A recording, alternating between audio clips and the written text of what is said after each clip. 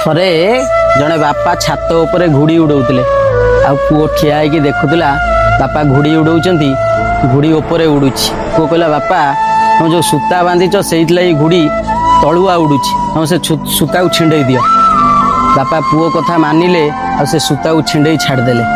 घुड़ी किछि समय उपरे उड़िला पुणी आस्ते आस्ते आस्ते आस्ते तलू को पलैला कुआडे पलैला मिलानी।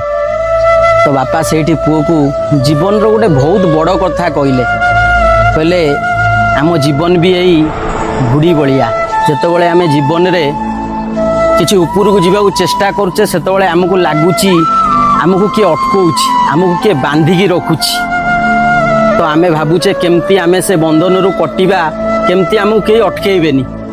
से होउची घर परिवार अनुशासन आ बापांकर रोक जितेबाला आम चाहूचे एमाने आमको न अटकातु आम उपरक जावा एक्चुअली जदि से न अटकेबे आम किछि दिन उपरक जावा किंतु तापरे आमे भी आस्ते आस्ते तलू खसी जावा। एटा भाई बहुत बड़ कथा।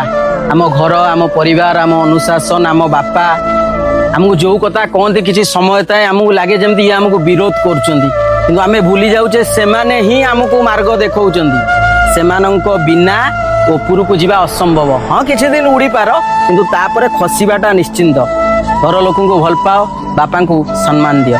जय जगन्नाथ जय भारत।